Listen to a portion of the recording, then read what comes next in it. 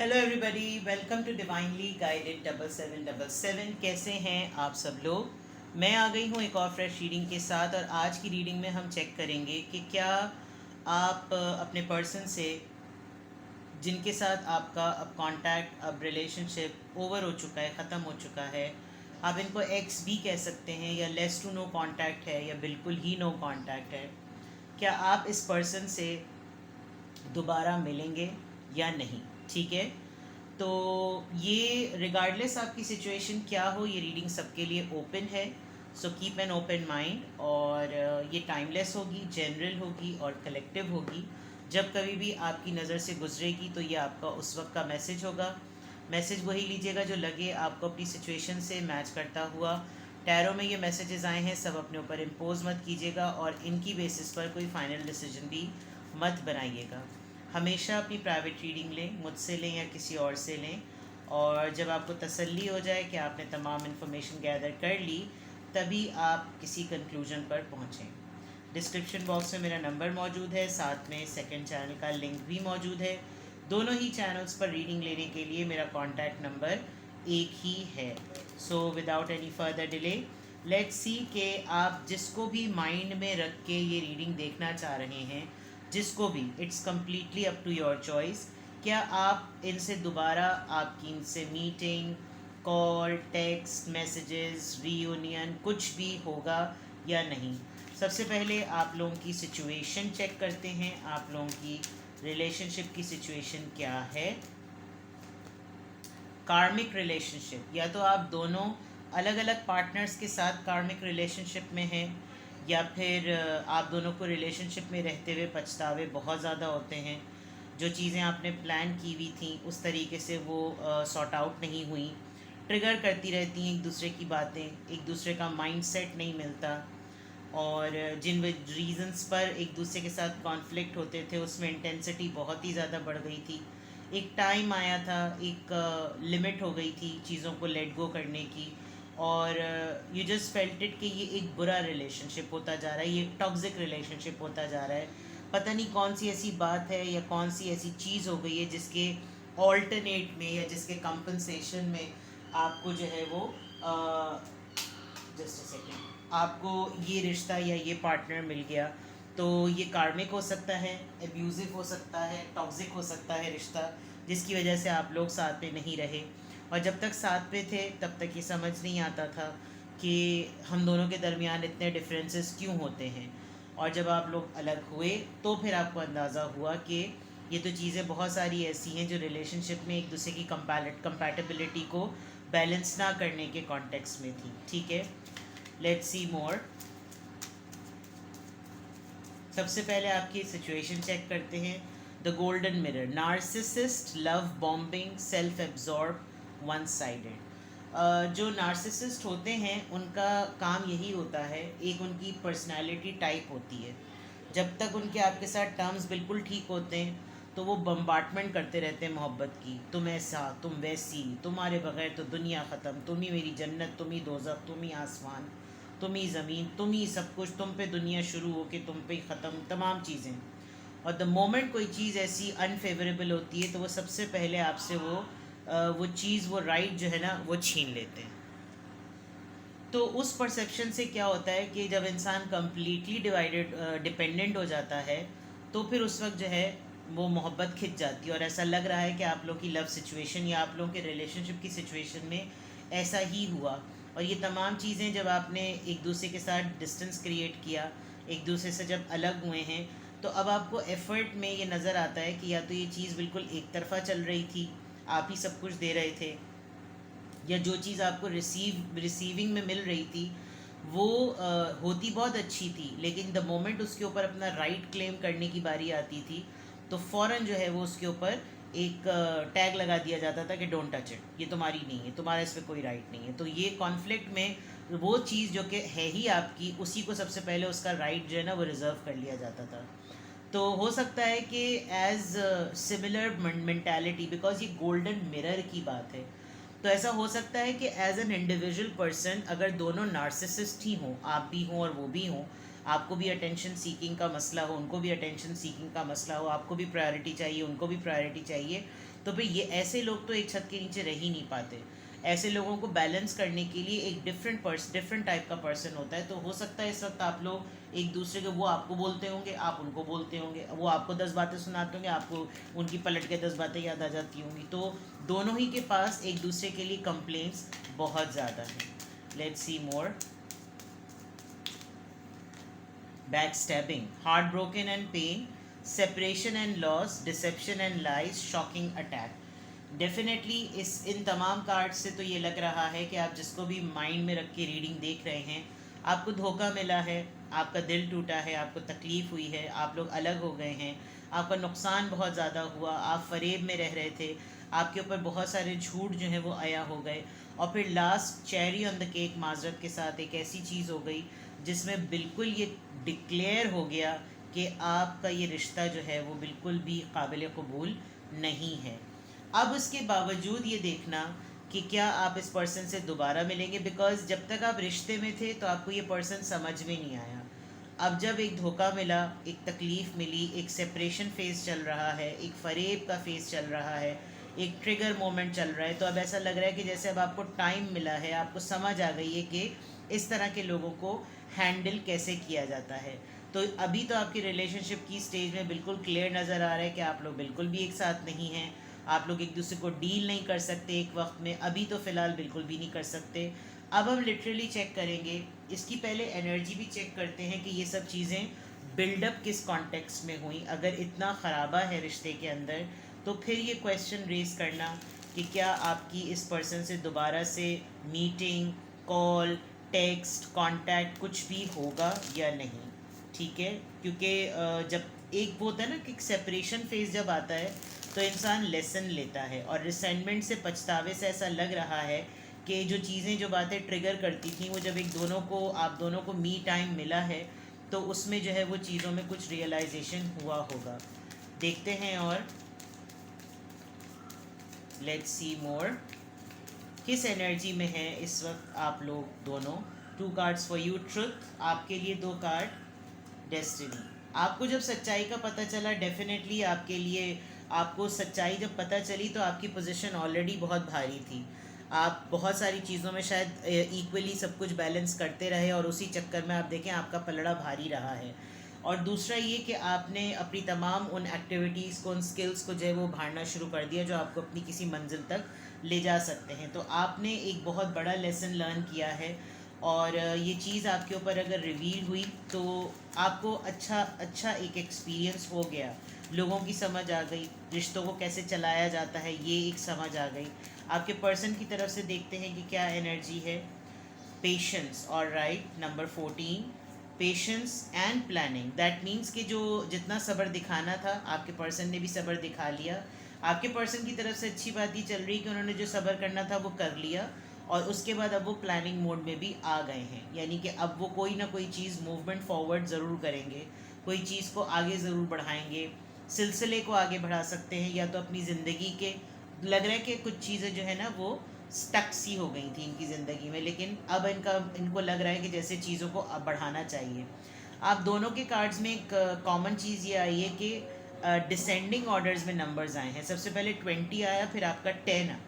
तो that means आप दोनों ने एट द सेम टाइम अपनी अपनी ज़िंदगियों में एक स्टेप पीछे लिया है। अपनी अपनी पर्सनालिटीज़ को भी रिफ्लेक्ट कर रहे हैं आप दोनों, कि हमारे अंदर कौन से ऐसी बातें हैं जो अगले के लिए बर्दाश्त से बाहर हैं। यही नहीं कि सिर्फ हम एक दूसरे को बर्दाश्त नहीं कर पा रहे, फिर हम दोनों से जुड़े हुए लोग फिर हम लोगों को कैसे डील करेंगे, वो कैसे हैंडल करेंगे। आपका 20 के बाद 10 आया है, और इधर 14 के बाद 7 आया है। तो दैट मीन्स आप डिसेंडिंग ऑर्डर में ज़्यादा हैं, कि आप लोग एक स्टेप पीछे लेकर अपने ऊपर रिफ्लेक्ट भी कर रहे हैं। मटीरियल हार्वेस्ट, अपने ऊपर काम करना अच्छी बात है। अभी इस वक्त आप दोनों का स्टेटस और एनर्जी एक इंडिविजुअल की और स्ट्रॉन्ग कैंडिडेट के तौर पर ज़्यादा है। इस वक्त आप अपनी वेल बीइंग पर, अपनी मेंटल हेल्थ पर, अपने आप को फिक्स करने में ज़्यादा लगे हुए हैं। बुक्स पढ़ रहे होंगे, कोई कंस्ट्रक्टिव एक्टिविटी कर रहे होंगे, अवेकनिंग कर रहे होंगे, जान रहे होंगे मिजाज क्या होता है, रिलेशनशिप्स क्या होते हैं, क्या क्या चीज़ें ऑड्स में आती हैं, बहुत सारी चीज़ें। बिकॉज आप देख सकते हैं कि इसके पास हर तरह का वो टूल है, लिकर है, लिक्विड है, फ्रूट है, राइप्स हैं, कॉइन्स हैं, तमाम वो चीज़ें जो एक इंडिविजुअल की नीड होती हैं, और साथ में और किसी न किसी मेडिटेशन टेक्निक से इसके ऊपर ये अवेकनिंग भी हो रही है। आपने कोई कट ले लिया होगा, कोई हेयर स्टाइलिंग चेंज कर ली होगी, अपना पूरा मेकओवर कर लिया होगा, तो अपने ऊपर आपने फुल फ्लेज इस वक्त जो है वो टाइम दिया हुआ है, ताकि आप कहीं ना कहीं किसी न किसी तरीके से अच्छा फील कर सकें। Now completely we'll check through tarot कि क्या आप इस पर्सन से, जो भी जिस तरह का भी आपका रिश्ता रहा, आप जिसको भी माइंड में रख के ये रीडिंग देख रहे हैं, लेट्स सी कि आप जिसको मिलना चाहते हैं, बात करना चाहते हैं, कांटेक्ट करना चाहते हैं, व्हाट्सएपिंग करना चाहते हैं, क्या आप कभी दोबारा इस पर्सन से दोबारा मिलेंगे? आपके साथ कोई भी ऐसा कांटेक्ट बेसिस पर कुछ भी इस पर्सन की तरफ से होगा या नहीं?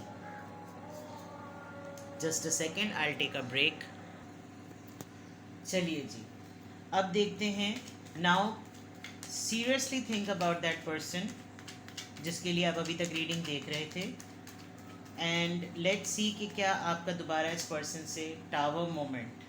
Okay, 9 of cups, cancer, Scorpio, Pisces, the moon, 7 of cups, cancer, Scorpio, Pisces.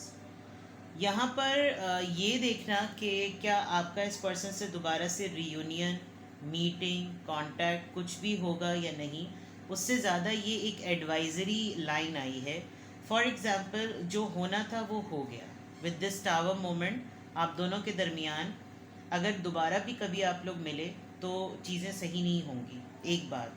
दूसरी ये कि गुड न्यूज़ नहीं है, अच्छा कार्ड नहीं है। Tower moment is not a good card कि जो है आप लोग मिलें दोबारा से हो, क्योंकि जो चीज़ आप इनकी एब्सेंस में अचीव कर चुके हैं, आप दोबारा उसी जोन में चले जाएंगे। प्लस इस दौरान आपने सबसे ज़्यादा अपने आप को ये जाना है कि कौन से ऐसी बातें हैं, कौन से ऐसे मोमेंट हैं या कौन से ऐसे टॉपिक्स हैं जिनसे आप ट्रिगर होते हैं। यानी आपने ख़ुद अपनी पर्सनैलिटी की इनसिक्योरिटीज़ को भी बहुत अच्छी तरीके से जो वो पहचाना है। और जब बिल्कुल आपका हाथ आपके ऊपर से हाथ उठा लिया गया, आपने तब एक्सप्लोर किया कि आप क्या कर सकते हैं और क्या नहीं कर सकते। तो एक तरीके से इस एक्सपीरियंस से आपको ये बहुत अच्छी तरीके से पता चला कि क्या ज़िंदगी में होना चाहिए, किस चीज़ की तरफ चॉइस करनी चाहिए, किस तरह के लोगों में उठना बैठना चाहिए, किस तरह के लोगों के साथ रिलेशनशिप बनाना चाहिए, और किन अपॉर्चुनिटीज़ को अवेल करना चाहिए। तो आपका इस पर्सन के साथ बहुत ही लेस चांसेस हैं कि आप लिटरली रीयूनियन में आएँ, लिटरली आप इस पर्सन के साथ मज़ीद ज़िंदगी गुजारें, या लिटरली आप इस पर्सन के साथ दोबारा किसी कॉल, टेक्स्ट या लाइटर नोट के रिलेशनशिप पर आएँ। क्योंकि जो आपने अचीव कर लिया है, जो आपने लर्न कर लिया है, वो आपको ख़ुद को जानने के लिए भी बहुत बड़ा सबक है। अगर अब आप अपने आप को बदलते नहीं हैं, तो फिर आप हर रिश्ते में जाकर अपने पर्सन के लिए कार्मिक पार्टनर बन जाएंगे। मैंने 2 नार्सिसिस्ट की बात की थी, वो यहाँ क्लियर हो रहा है। सबसे पहली बात तो आपके क्वेश्चन में ये चीज़ बिल्कुल क्लियर हो गई विद द टावर कार्ड कि ये नहीं पॉसिबल है कि आप लोग मिलें। ये डिवाइन टाइमिंग की भी बात होगी, ये डिवाइन की तरफ से भी एक इंटरवेंशन होगी कि आप लोग दोबारा नहीं मिलेंगे। क्यों? क्योंकि आपने इनके जाने के बाद जो अचीव किया है, वो दोबारा इनके आने के बाद दोबारा से सस्टेन नहीं रहेगा। प्लस अपनी पर्सनैलिटी पे आपको बहुत काम करने की ज़रूरत है। एंड देन फाइनली अच्छी चॉइसेस बनाना एक बहुत बड़ा आपका टारगेट होना चाहिए। अब इनको क्लैरिफाई करते हैं कि क्यों ऐसा होगा कि आपकी इनसे दोबारा मीटअप या कोई कॉल, टेक्स्ट, व्हाट्सएपिंग या कांटेक्ट नहीं होगा। स्टार कार्ड, 2 कार्ड्स आए हैं, स्टार एंड द वर्ल्ड। हो सकता है आप एक बहुत कॉम्पिटिटिव पर्सन हो, बहुत ही स्किल्ड और बहुत रिफाइंड पर्सनालिटी हो, और जब इनके साथ आए हो तो ये भी इक्विलेंट हो, और इक्विलेंट होने की वजह से आपने बहुत सारी चीज़ों के लिए अपने ऊपर दरवाजे बंद कर लिए थे। Now with this star and with this world card आपके पास ट्रैवल करने की भी अपॉर्चुनिटी है।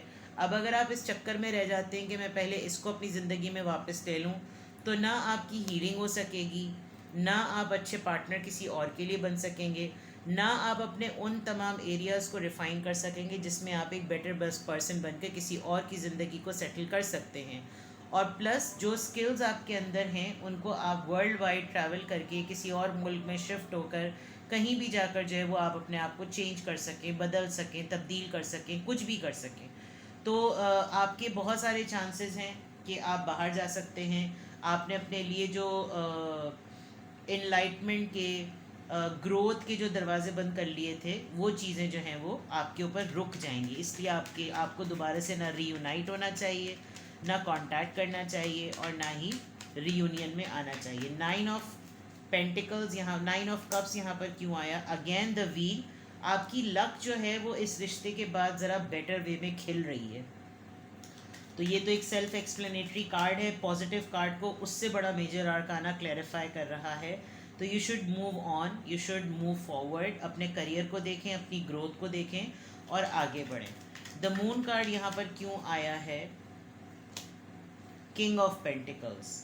ये ज़रूर है कि आप जब कभी भी आप अपनी ज़िंदगी में किसी इंसान को वेलकम करेंगे ना, तो एक आपके लिए स्टैंडर्ड सेट हो गया है। आप हमेशा उस पर्सन को इस पर्सन से मिलाएंगे कि इसके अंदर कौन कौन सी आदतें बिल्कुल वैसी ही हैं, क्योंकि 80% आप बिल्कुल इसी जैसे इंसान है जिस वक्त जिसके लिए आप अभी रीडिंग देख रहे हैं। अब ज़ाहिरी बात है, एक कंफर्ट लेवल सेट हो जाता है। आपने उसको बातें सुनाई, उसने आपको बातें सुनाई। अब आप यही चीज़ किसी और के साथ करेंगे तो ज़रूरी नहीं अगला बातें सुनाए, अगला हाथ उठा सकता है या आपको ऑन स्पॉट छोड़ सकता है। तो आपका एक स्टैंडर्ड सेट हो गया है। तो एक इनसिक्योरिटी ये कि आपके लिए इस पर्सन को भुलाना बड़ा मुश्किल हो रहा है। इसलिए भी शायद आप बार बार ये बात सोचते हैं कि यार दोबारा से मेरा इसके साथ कांटेक्ट ही हो जाए, क्या होगा या नहीं होगा। ऑल्दो आप नहीं चाहते होंगे, बिकॉज ये तो रीडिंग मैं कर रही हूँ, क्योंकि कुछ लोगों की ख्वाहिश ज़रूर होती है कि अच्छा चलो मुझे ये तो पता चले कि वो है किस तरह की उसकी ज़िंदगी चल रही है। तो ये पर्सन आपको ख़ुद भी इसी तरह की चीज़ से गुज़र रहा है। ये ख़ुद भी आपको बहुत ज़्यादा सोचता है, और जिस तरह की इस मतलब सॉरी टू से दैट, ये अपना ख़ुद का भी बहुत सारी पब्लिक गैदरिंग्स में मजाक उड़वाता होगा। जहाँ इसके दोस्त होते होंगे वो शायद उसको बोलते होंगे हमने तो पहले ही प्रेडिक्ट कर दिया था तुम लोग की नहीं बनेगी, because you can see that कितना सेटल्ड और स्टेबल पर्सन है, लेकिन अकेली बैठे बैठे जो है ना ये हंस रहा है। Can you see this? ये ब्लर हो रहा है थोड़ा सा, क्यों ब्लर हो रहा है? अब आ गया क्लियर, ठीक है। तो ये एक चीज़ है। नाउ लेट्स सी यहाँ पर 7 ऑफ कप्स क्यों आया है? 8 ऑफ वॉन्ड्स। सबसे बड़ी बात यह है कि आप जो है ना, ये जो क्वेश्चन है जिसके ऊपर मैं रीडिंग कर रही हूँ, होता ये कि बातें रह जाती हैं दिल में, और बातें रह गई हैं आपके दिल में। तो you want to communicate, you want to shout out. आपको चीखना है, आपको भड़ास निकालनी है। शायद आप वो सब कुछ नहीं बोल सके जो फड्डे की पीक पर हीट ऑफ द मोमेंट पे बोलना था। तो बस ये है कि पॉसिबिलिटी है जब आप अपनी लाइफ में बिल्कुल वेल सेटल्ड हो जाएं, तो कभी हाय हेलो के तौर पर कोई टेक्स्ट मैसेज आ जाए तो आ जाए, लेकिन ये एक डिस्ट्रैक्शन का बहुत बड़ा एलिमेंट होगा। तो कोशिश कीजिएगा कि आप उसके कॉल टेक्स्ट मैसेज पर डिस्ट्रैक्ट ना हो, क्योंकि अगर ये पर्सन कहीं ना कहीं आपके ऊपर चेक इन बैलेंस रखता है, तो जब आप अपने फाइनल डिसीजन की तरफ आएंगे, आप देख सकते हैं इसका हाथ बढ़ रहा है इस कप की तरफ कि चलो लेट्स सेलेक्ट दिस ऑप्शन। उसी वक्त ये आपको पर्सन जो है वो कांटेक्ट करके आपको अपने गोल से डिस्ट्रैक्ट कर सकता है। Then the choice will completely be yours, ठीक है। तो अच्छी चीज़ नहीं है। लाइक अगर मैं कहूँ कि क्या आप कभी भी इस पर्सन से आपका कांटेक्ट, रियूनियन कुछ भी होगा, तो not a good card, not a good energy and not a good thing, ठीक है जनाब। तो ये है आपकी रीडिंग। कुछ भी आपसे रेजोनेट करे, comment boxes available and be respectful, I must say. और अपना बेहद ख्याल रखिएगा। कोई क्वेश्चन हो so you can ask me. कोई सेटलमेंट से रिलेटेड क्वेश्चन हो तो आप मुझे प्राइवेटली कांटेक्ट कर सकते हैं। I am available for the single question too. Bye bye.